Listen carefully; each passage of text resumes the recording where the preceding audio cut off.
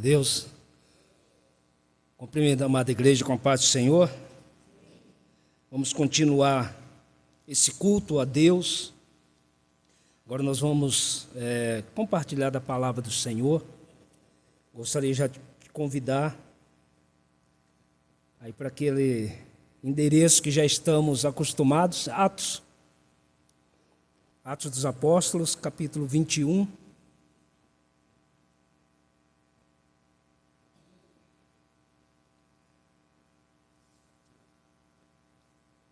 Nós estamos nessa caminhada em Atos, tem sido uma bênção. Acredito que você já aprendeu bastante sobre esse livro, sobre a ação do Espírito Santo de Deus, sobre a sua igreja.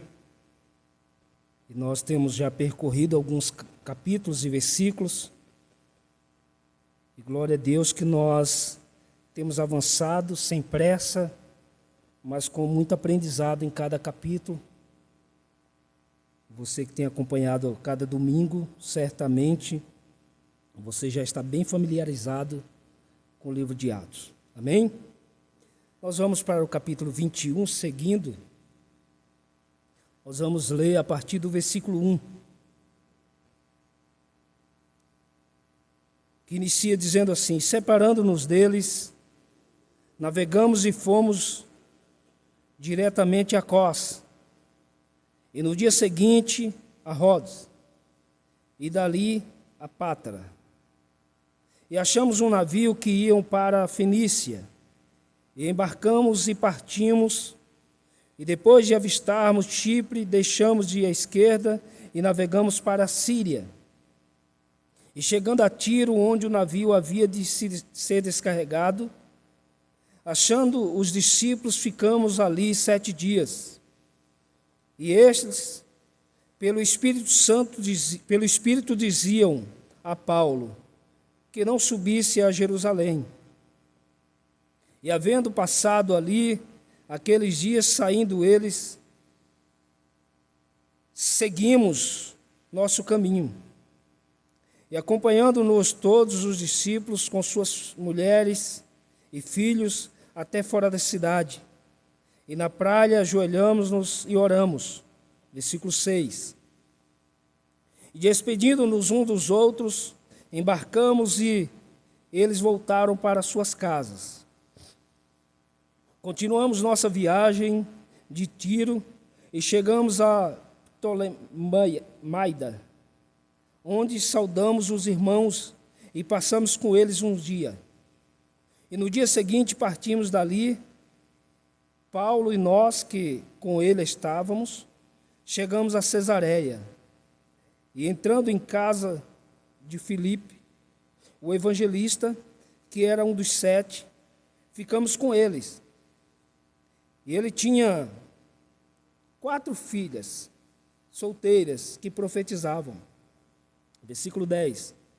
Demoramos ali por muitos dias, e chegou da Judéia um profeta de nome Ágabo, que vindo ter conosco, tomou o cinto de Paulo e, ligando seus próprios pés e mãos, disse: isto diz o Espírito Santo, assim ligarão o judeu em Jerusalém o homem a quem pertence esse cinto, e entregarão nas mãos dos gentios. E ouvindo nós isto, rogamos tanto como os que eram daquele lugar, que não subissem a Jerusalém.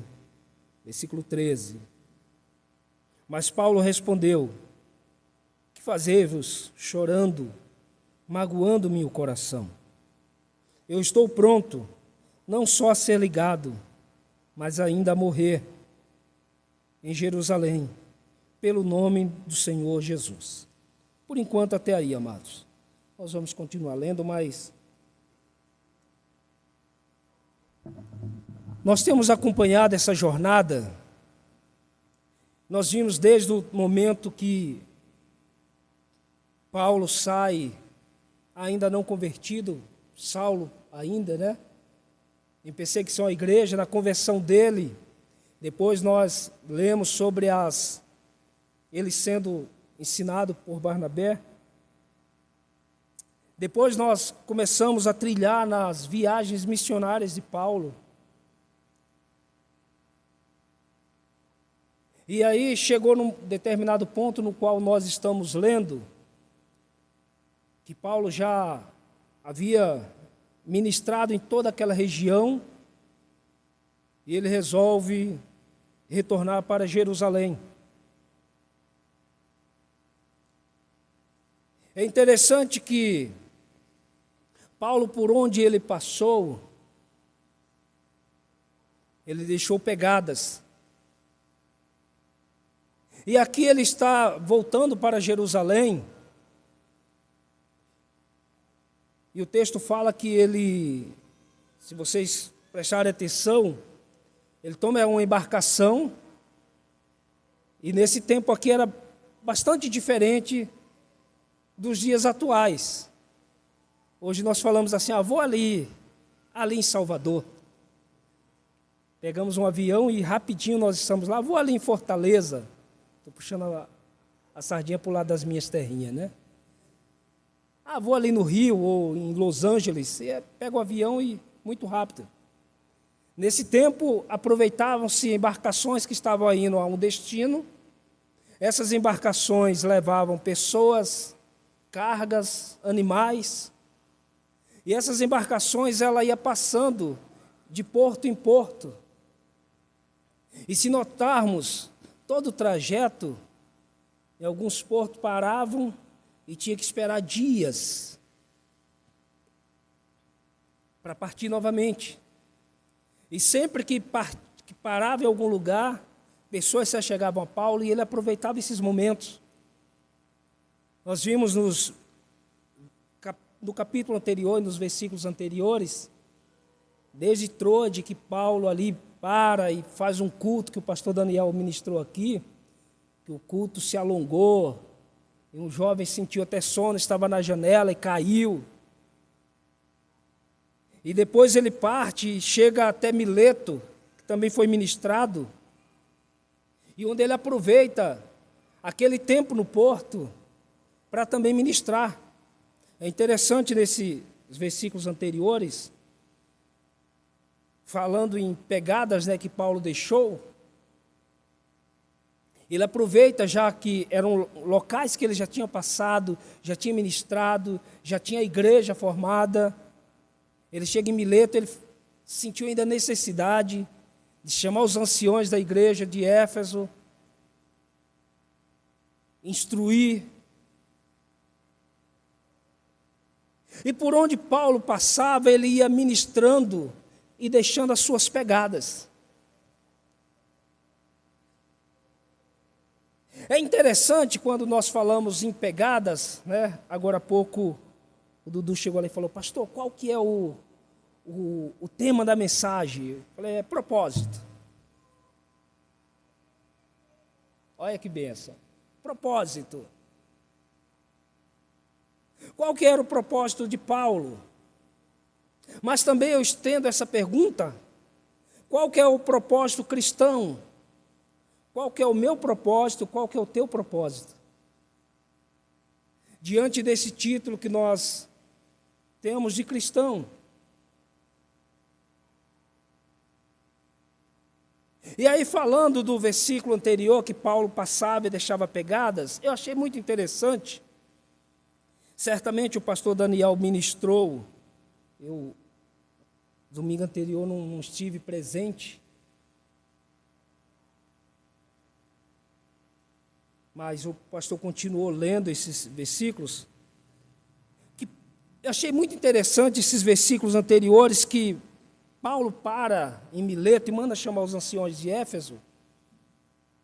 E quando falamos de propósito, eu olho para esse texto. Olha o que diz no versículo 17 do capítulo 20.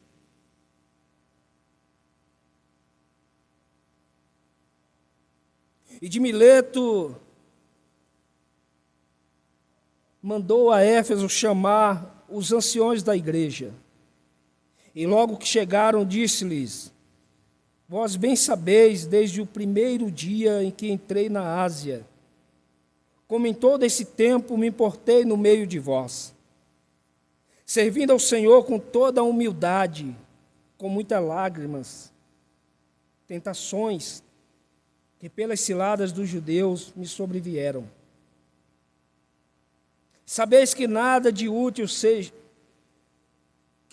deixei de vos anunciar e ensinar publicamente nas casas, tendo declarado tanto ao judeu como aos gregos que deve se converter a Deus e arrepender-se e ter fé em nosso Senhor Jesus Cristo. E agora, compelido pelo Espírito, vou para Jerusalém, sabendo que lá me há de acontecer, não sabendo o que lá há de me acontecer.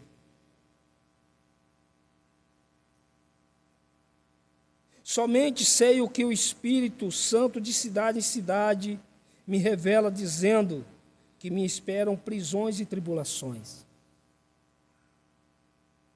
Mas em nada tenho na minha vida por preciosa, contanto que cumpra com alegria a minha carreira e o ministério que recebi do Senhor Jesus, para dar testemunho do Evangelho da graça de Deus. Agora, na verdade, sei que nenhum de vós, entre os quais passei pregando o reino de Deus, jamais tornará a ver o meu rosto. Portanto, hoje vos declaro que estou inocente do sangue de todos, pois nunca deixei de vos anunciar todo o conselho de Deus.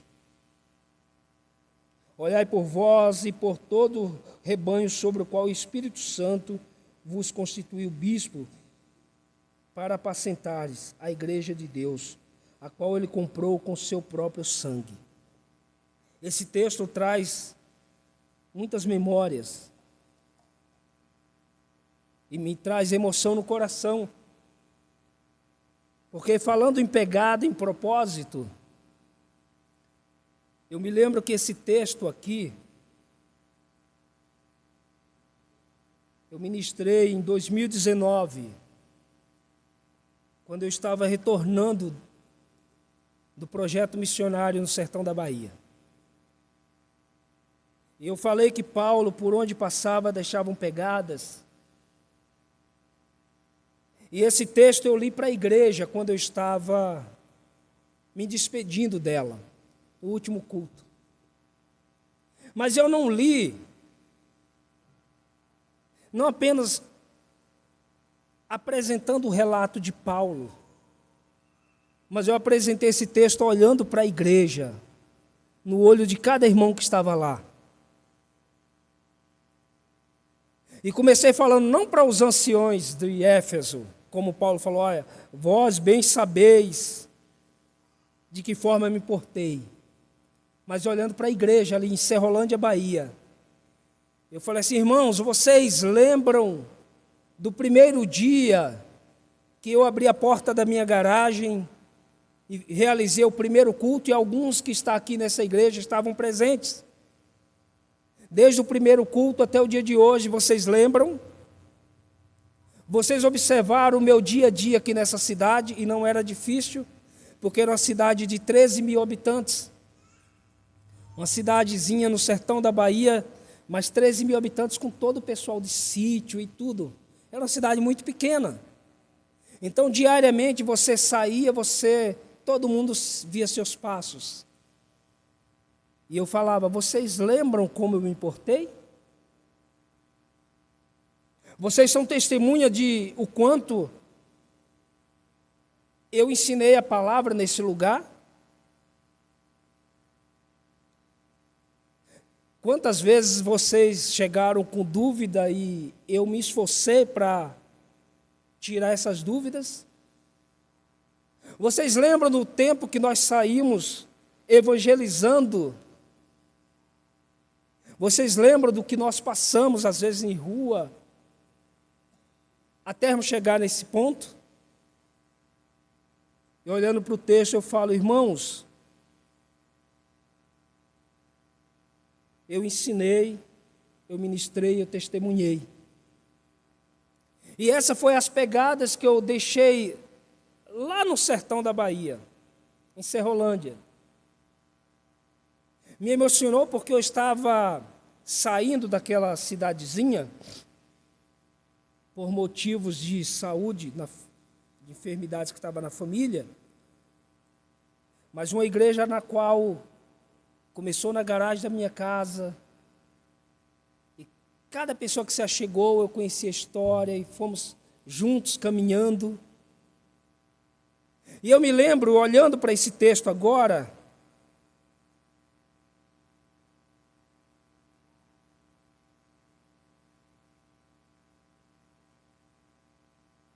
no versículo 22, me saltou agora nesse momento, que ele diz, e agora compelido pelo Espírito, vou para Jerusalém, não sabendo o que lá me há de acontecer. E eu também me despedindo aquele dia da igreja, finalzinho de 2019, eu me lembro, amados irmãos, continue orando por mim. Estou retornando para Hortolândia. Estou há 4 anos fora daquela cidade. Eu não sei como vai ser. Assim como Paulo não sabia, nós cristãos o Espírito Santo vai nos conduzindo, revelando diariamente o que acontece. E realmente eu não sabia. E ao chegar aqui em Hortolândia, passou pouco tempo, iniciou um período de Covid, de pandemia, que eu também não sabia. E é por isso que esse texto me saltou aos olhos. E aqui mostra, em primeiro lugar, nas pegadas de Paulo, a postura dele diante desses homens. E como deve ser a postura nossa como cristão? Quando nós falamos em pegadas, né? Eu sei que a maioria já caminhou na areia, mas a gente vai caminhando e vai ficando as marcas, as pegadas. E alguém passa depois e vai dar uma olhada e fala, alguém passou aqui.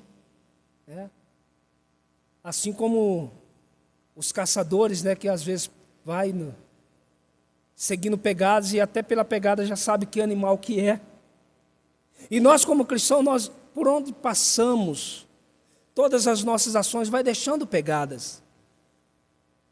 E Paulo, aqui, ele começa a mostrar a postura. Também ele mostra aqui nesse discurso dele, a convicção dele. Obediência. Ele fala no versículo 23, somente sei o que o Espírito Santo de cidade em cidade me revela. A sensibilidade de Paulo.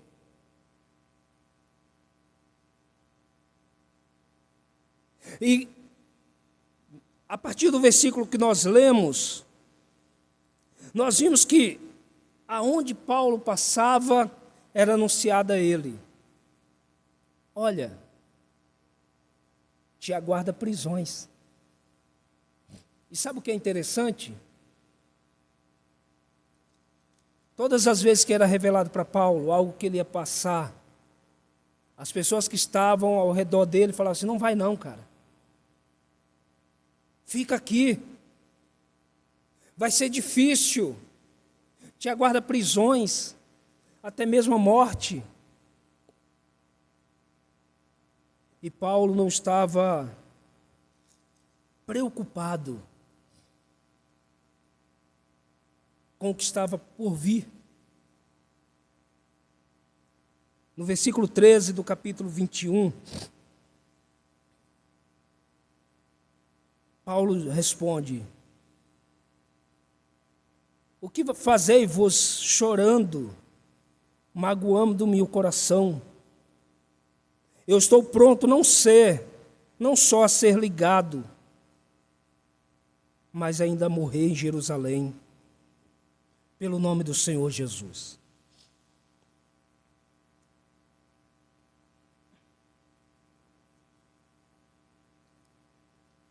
Todo o trajeto de Paulo inclusive lá no capítulo 9, uma declaração que ele iria sofrer, ia realmente saber o que era sofrer pelo Evangelho. O que me chama muita atenção é que não foi em nenhum momento oferecido uma vida fácil para Paulo. É interessante que cada cidade dessa que ele passou, que ele plantou igreja, que ele se esforçou, que ele se doou, ele está passando e sempre está falando, olha, você está voltando, você está numa caminhada para a prisão. Em nenhum momento foi prometido algo fácil para Paulo. E ainda que profetas falaram o que o aguardavam, talvez para mim e para você, quando nós recebemos qualquer notícia que não é do nosso agrado, nós já ficamos abalados. Quando nós recebemos qualquer não, às vezes nós já ficamos revoltadinhos. Esse homem, ele tinha dedicado a sua vida. Ele poderia simplesmente, nesse lugar que ele era muito amado, onde a igreja estava fervorosa, ele dizer, não, vou ficar aqui mesmo. Aqui está bom, está gostoso. Nossa, aqui o pastor pregou, e com muita propriedade sobre o culto que se estendeu até na meia-noite, que era num local assim em cima, e talvez ventilado, gostoso o culto, Estava tão fresquinho que o jovem dormiu e caiu. Não, vou ficar por aqui mesmo. Aqui o povo me ama, aqui o povo dá glória a Deus, e depois ainda ficar até de manhã, o culto, olha que culto gostoso. Está muito bom. Mas Paulo tinha um propósito. Por que quando fala do apóstolo Paulo, nós olhamos e temos muito a copiarmos, a nos espelhar com ele, sobre esse foco, sobre esse propósito? Amados irmãos, o Evangelho do Senhor, ele exige de cada um de nós decisões, exige em cada um de nós convicção. Imagina que o texto falou aqui que não foi qualquer uma pessoa que chegou para Paulo e falou assim, você vai ser profeta. Chegou diante de Paulo e falou assim, olha, você vai ser amarrado. E os discípulos falaram assim, Paulo, fica aqui mesmo. Se ele não tivesse tanta convicção, ele ficaria. Então nós cristãos, nós temos que ter convicção do propósito do Senhor com a tua vida. Muitas coisas vão acontecer, sim. Você acha que é fácil? Não. O Evangelho nunca foi promessas fáceis. E se algum dia você ouviu e entendeu dessa forma, você está enganado. Eu me lembro que ainda me preparando no seminário, não tinha nem finalizado. E eu estava, e um dia foi falado, olha, quais os seus projetos de ministério? E aí cada um ia falando, não, que eu quero ir para tal. E aí eu falei assim, meu projeto é fazer missões no Nordeste, plantar igreja no Nordeste.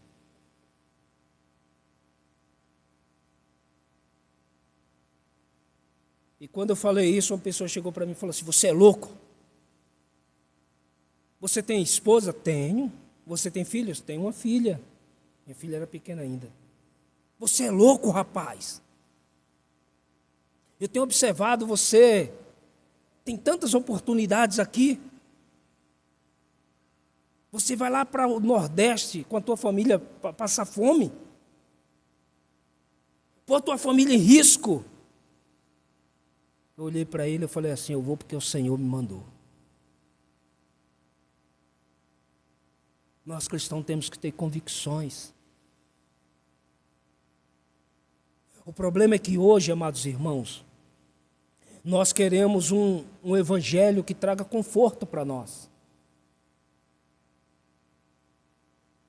Eu não vejo em nenhum momento no texto aqui Paulo de cabisbaixo, não.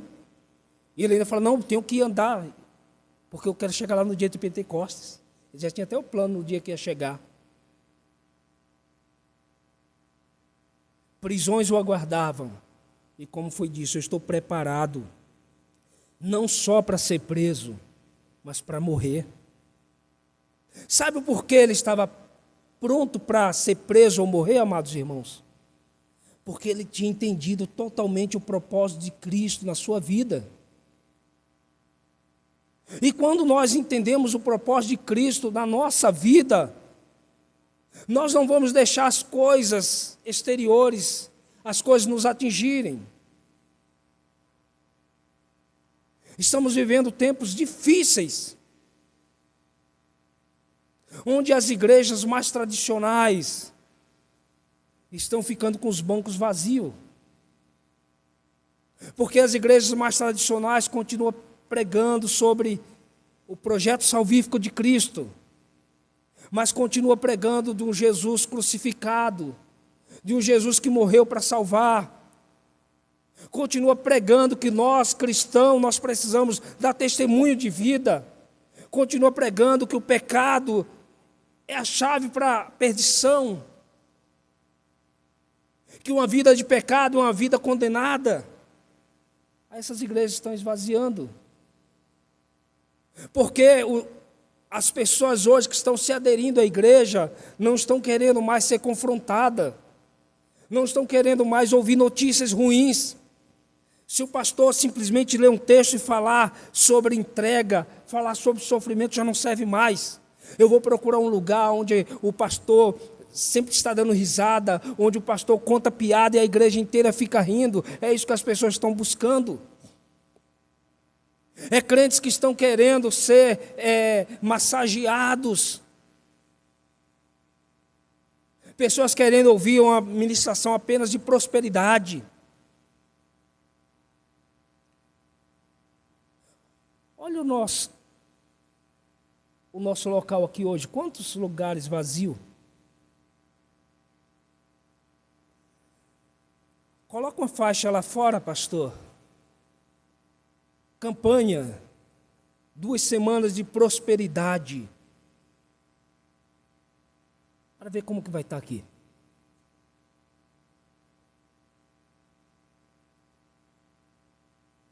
Campanha de portas abertas. Deus vai abrir as portas para você. E que você nasceu para ser cabeça e não cauda. E que nós que somos cristãos temos que comer o melhor dessa terra. E eu não posso aceitar uma vida assim. Porque Cristo já sofreu e eu sendo cristão eu não posso sofrer. E eu determino. Coloca para ver se não enche de gente. Esse pastor sim. Esse pastor tem poder. Esse pastor... Porque as pessoas querem ser massageadas. As pessoas querem automotivação. Mas o evangelho de entrega, o evangelho de escolha, o evangelho de sacrifício.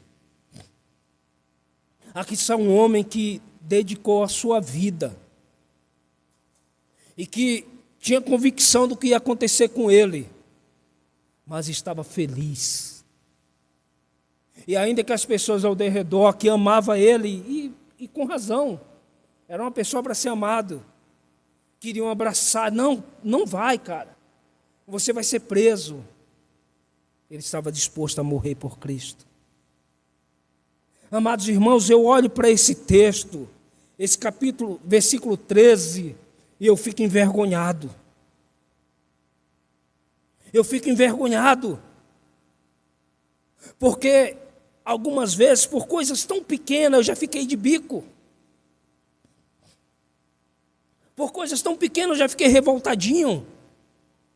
Esse homem aqui estava disposto a morrer.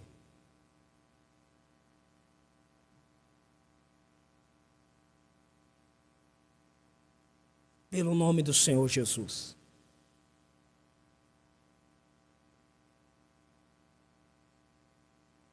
É momento de nós refletirmos. Qual a pegada que nós estamos deixando?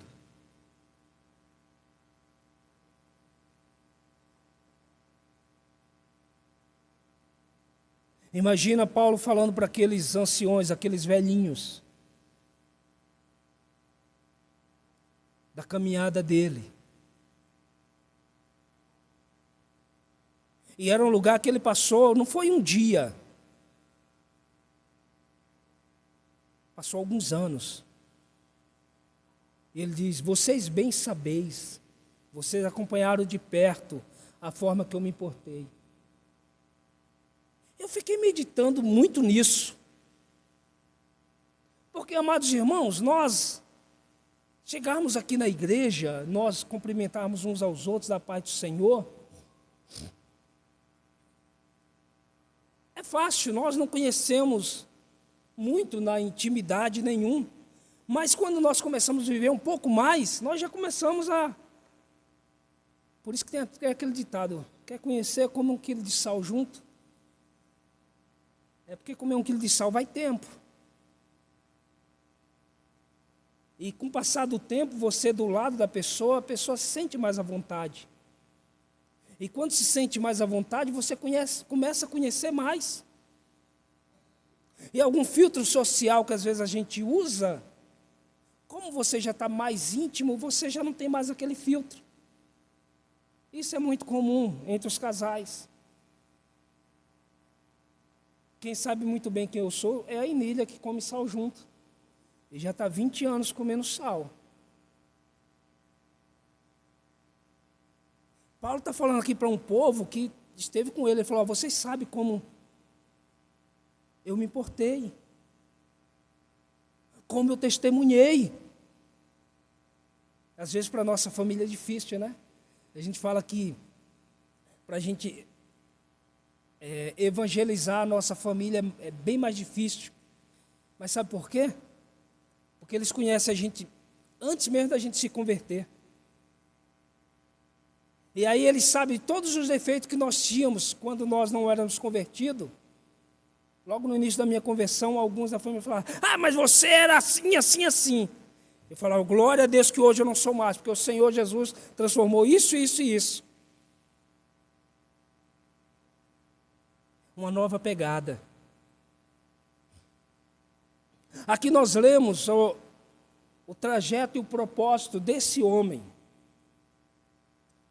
E nessa noite é a noite de nós refletirmos.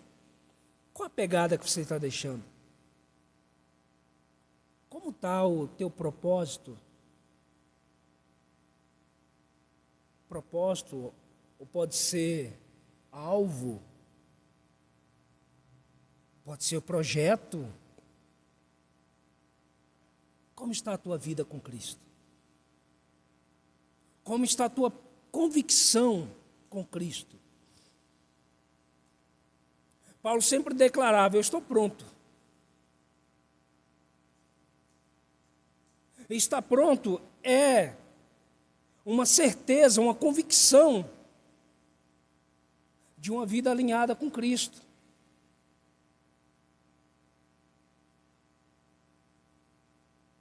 Como está eu e você nessa noite?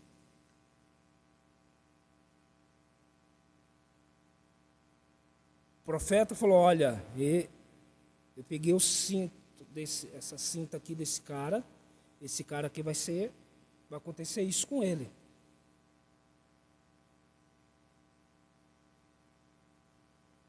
Como que está a minha vida e a tua vida com Cristo? Paulo disse que estava pronto para morrer. E você, como está? Porque nós não sabemos o dia nem a hora. Se o Senhor voltar hoje, você está pronto para morrer?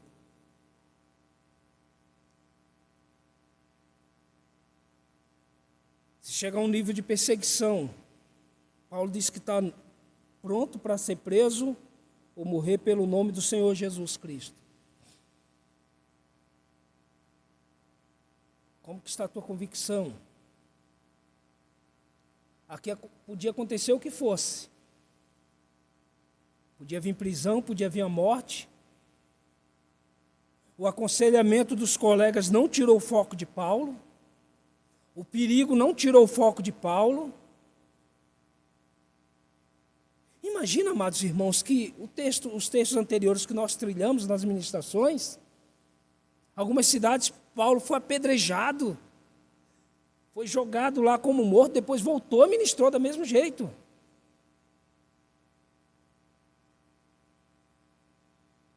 Qual a pegada que nós estamos deixando?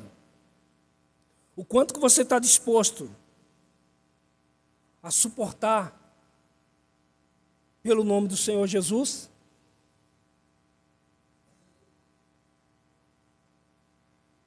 Achei fantástico quando eu cheguei aqui,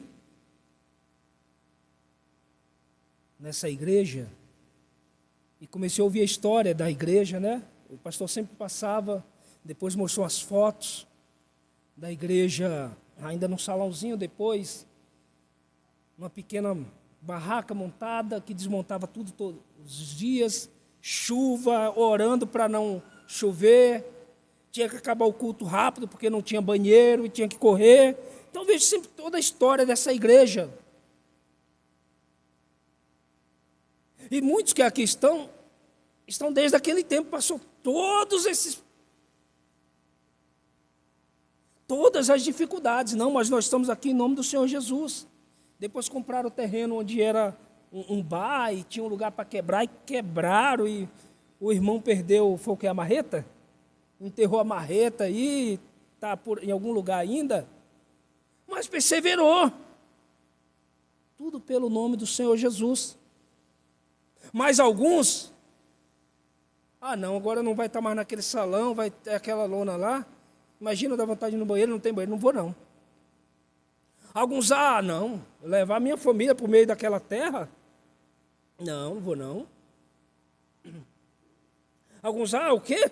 Ir para aquele lugar lá? Capaz de dar um vendaval lá, derrubar aquela barraca por cima da gente? Não vou não. Um dia, se tiver o tempo, tudo pronto, com ar-condicionado, aí sim eu volto. Outros, não, o pastor, aquele dia ele falou que pecado, né? Que isso é pecado, eu não aceito, eu não volto mais. Paulo foi apedrejado, humilhado, perseguido. Estava voltando para Jerusalém com convicção no coração. Tenho feito tudo, ainda que prisões me aguarde, ainda que a morte me aguarde, eu estou pronto. Tudo isso pelo nome do Senhor Jesus. Eu quero te convidar a se colocar de pé.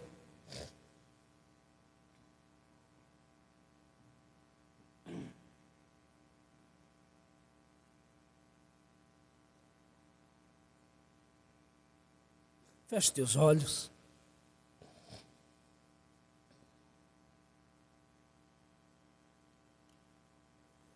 Eu não sei como tem sido o teu caminhar. Eu não sei como é a tua experiência com Cristo. Eu não sei até onde você permitiu uma mudança em Cristo. Eu não sei até onde você está disposto a chegar em uma vida com Cristo. Mas o Espírito Santo de Deus conhece a cada um. Pai, em nome de Jesus, lemos aqui um texto, ó meu Pai, de um servo teu, que passou tantas privações, humilhações, agressões, mas que permaneceu firme, meu Pai, até o fim, até a morte. Porque havia um propósito em sua vida. E ele foi até o final com excelência, Pai. Em nome de Jesus, ó Pai, que venhamos, ó meu Pai, a encontrar força no Senhor. Aqui, ó Pai, cada vida aqui uma história, ó Senhor. Cada vida aqui, ó Senhor, segue um trajeto, as suas particularidades, na sua subjetividade, ó Senhor. Cada um tem as dificuldades, as privações, as fraquezas,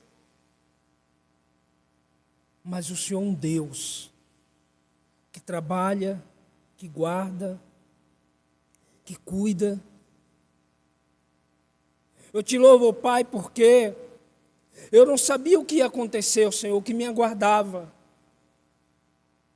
Mas fico maravilhado, Senhor, em olhar para trás e ver tudo que o Senhor já fez, realizou, o quanto o Senhor guardou a minha vida, o quanto o Senhor cuidou da minha vida, da minha família, o quanto o Senhor tem cuidado de cada um, de cada irmão, Senhor, de cada vida que aqui está. Eu te louvo, Deus, porque se estão aqui, porque o Senhor tem guardado, o Senhor tem sustentado, ainda que venham dificuldades, ó meu Pai, em Ti nós sabemos, ó meu Pai, que sempre há esperança, ó Senhor. Fortalece-nos, ó Pai, na fé. Em momentos, ó meu Pai, de desânimo, ó Senhor, que o Teu Espírito Santo venha, meu Pai, nos aquecer. Que venhamos ser encorajados, ó meu Pai. Que possamos, ó meu Pai, como igreja Tua, cuidarmos uns dos outros, ó meu Pai. Que possamos ter a sensibilidade, ó meu Pai, do Teu agir, do Teu Espírito Santo. Em nome de Jesus, ó Deus, quantas pessoas têm parado, ó Pai. Quantas pessoas, ó meu Pai, em fadiga, meu Pai, nessa caminhada, têm desistido.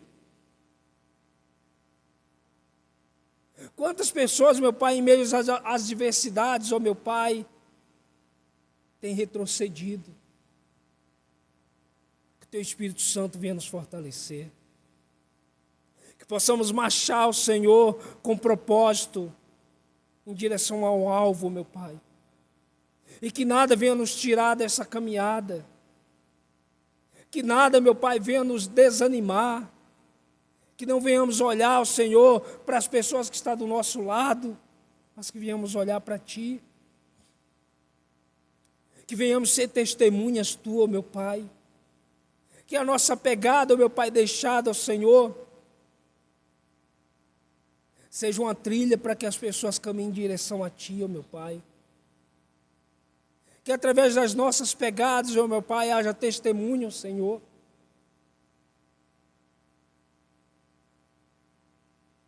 Em nome de Jesus, ó meu Pai, clamamos por cada um, ó Senhor. Essa é a Tua igreja, ó meu Pai. A Tua igreja que continua, ó Senhor, sendo cuidada pelo Teu Espírito Santo. Que venhamos ter propósito, ó meu Pai. Que estejamos dispostos, ó Senhor, a tudo, pelo nome do Senhor Jesus. Amém?